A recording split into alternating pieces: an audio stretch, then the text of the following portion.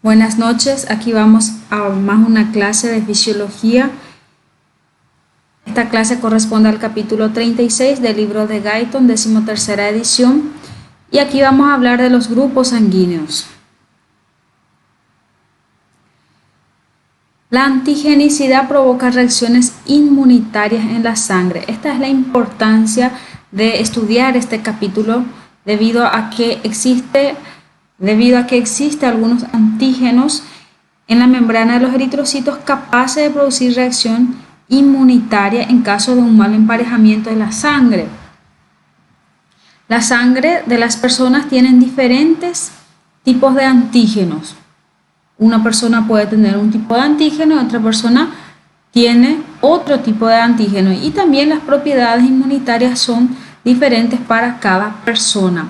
Y esto es importante conocer debido a que provoca reacciones inmunitarias en la sangre. La multiplicidad de estos antígenos es tanta que al menos tienen 30 tipos de antígenos comunes y cientos de otros que son más raros, y cada una de las cuales puede provocar una reacción antígeno-anticuerpo. Entonces son por lo menos 30 tipos de antígenos que pueden provocar una reacción inmunitaria al realizar este complejo antígeno-anticuerpo. Por eso hablamos de dos tipos de grupos sanguíneos, dos sistemas, que es el sistema OAB y el sistema RH. Estas son las que tienen la capacidad de provocar reacciones transfusionales. Vamos a estudiar esta clase en dos partes: grupos sanguíneos OAB y sistema RH. Comenzando por el grupo sanguíneo OAB, en este sistema existen dos tipos de antígenos, el tipo A y el tipo B, que se encuentran en la superficie de los eritrocitos. Aquí podemos ver los eritrocitos o glóbulos rojos. En sus membranas tenemos estos de color verde y azul, correspondería a los antígenos A y B. Estos también son llamados aglutinógenos porque tienen la capacidad de aglutinar eritrocitos, y eso es lo que causa las reacciones transfusionales sanguíneas. Debido a la forma que se heredan estos aglutinógenos, puede que se tenga uno de ellos, como por ejemplo en el tipo A o en el tipo B.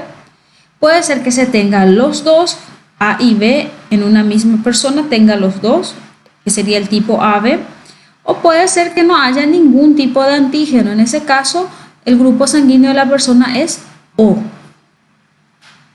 Los tipos principales de la sangre, eso va a variar de una persona a otra, dependiendo de la presencia de un aglutinógeno, de dos aglutinógenos o de ninguno de los aglutinógenos. Por eso tenemos 4 tipos sanguíneos: tipo O, tipo A, tipo B y tipo AB. Si es que no está presente el antígeno ni A ni B, el aglutinógeno ni A ni B, el tipo sanguíneo es O. Si tiene el antígeno A o el aglutinógeno A, el tipo sanguíneo es A. Si tiene el aglutinógeno B, el tipo sanguíneo es B. Y si tiene los dos aglutinógenos A y B, el tipo sanguíneo es AB. Con respecto a la determinación genética, tengo dos genes, uno en cada cromosoma. Cuando son pareados, va a determinar el tipo sanguíneo. En la columna de los genotipos, comparando en la columna de los tipos sanguíneos, podemos ver la determinación genética de los aglutinógenos. Con respecto a los genotipos, entonces tenemos 6 combinaciones. Aquí tenemos 1, 2, 3, 4, 5 y 6. Son 6 combinaciones, y cada una de las personas va a tener por lo menos uno de los 6 genotipos. Por otro lado, tengo las aglutininas. Aglutininas no es lo mismo que aglutinógenos. Aglutininas son los anticuerpos que reaccionan con los antígenos. Se encuentra en los sueros y es capaz de provocar aglutinación. Entonces, en un principio hablamos de los antígenos que también son aglutinógenos, hablamos de los tipos sanguíneos, luego hablamos de los genotipos y ahora me toca hablar de las aglutininas. Las aglutininas entonces son anticuerpos. Título: la cantidad de aglutininas después del nacimiento es casi nula. Esa producción es intensa, especialmente de 2 a 8 meses. El niño comienza a producir la aglutinina anti-A. Va a producir en caso de que el aglutinógeno del tipo A no esté presente en sus células. Por ejemplo, aquí tengo, esta persona tiene el grupo sanguíneo A porque sus aglutinógenos, los antígenos que están en la membrana del eritrocito, es tipo A y va a producir anticuerpos contra el B. Aquí entonces tengo las aglutininas anti-B.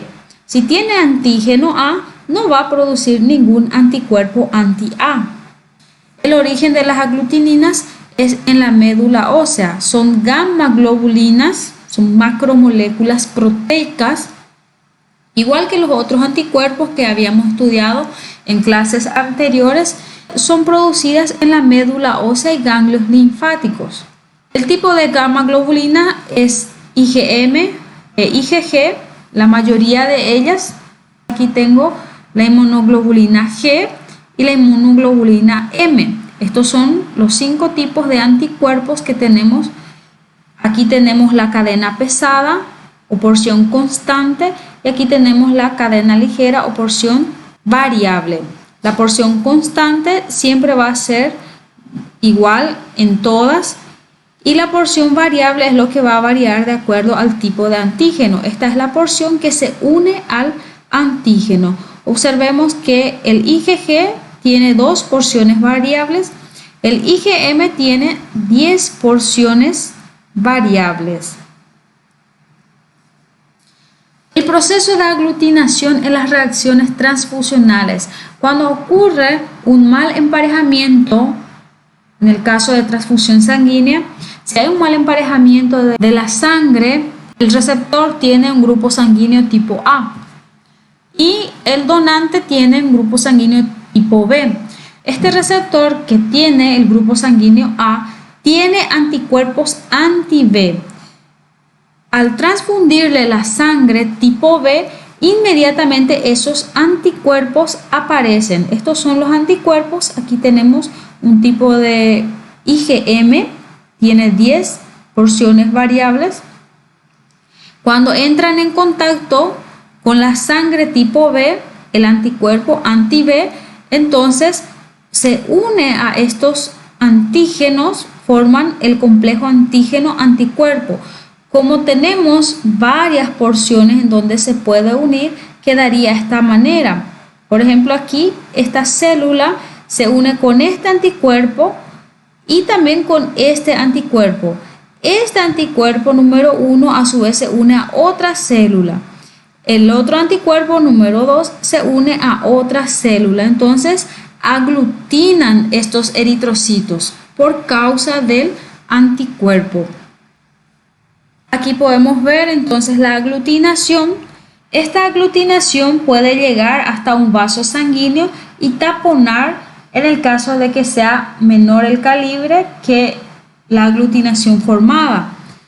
Luego de algunas horas o días, esta aglutinación es atacada por las células fagocíticas y produce la lisis de esta célula, de los eritrocitos, y a eso le llamamos hemólisis. Esta célula destruida libera hemoglobina al plasma. La tipificación de la sangre es un procedimiento que se realiza para determinar el tipo sanguíneo de la persona. Esto se realiza obteniendo la muestra de sangre del paciente, se colocan los reactivos anti-A, anti-B, anti-D y se mezcla bien la sangre de modo que quede homogénea con los reactivos. Se espera un momento y al cabo de unos minutos ya tenemos la aglutinación y de esa forma podemos determinar el grupo sanguíneo de la persona. Vamos a la siguiente parte de nuestra clase que se refiere a los tipos sanguíneos RH. El sistema RH también tiene esta capacidad de producir reacciones transfusionales. Justamente por eso es la importancia de su estudio.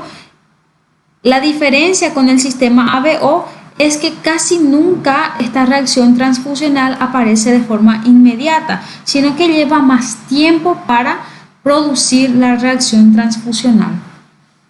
El grupo sanguíneo RH se clasifica en positivo y negativo. Los antígenos son factores RH y son estos los tipos, 6 tipos, C mayúscula, D mayúscula, E mayúscula y los mismos en minúscula. Pero el antígeno D mayúscula es la más antigénica y se considera positiva a las que tienen este antígeno D, solamente esta. Si es que tiene la E o la C o el resto, se considera RH negativa. Formación de aglutininas anti-RH. Cuando se inyecta sangre con factor RH positivo a una persona que es RH negativo, aparecen los aglutinógenos lentamente y eso alcanza su concentración en 2 a 4 meses. Entonces, esa es la característica principal de este sistema RH, que aparece muy lentamente.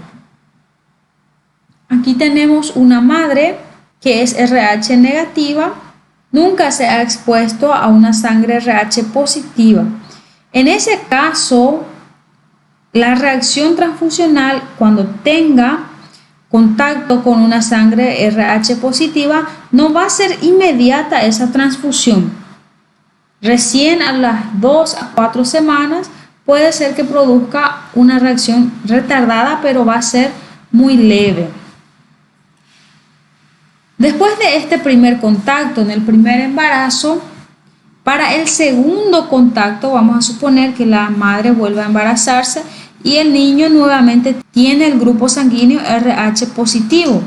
En ese caso, la madre ya tiene el anticuerpo contra este antígeno e inmediatamente produciría una reacción transfusional. Además de ser inmediata, va a ser más grave.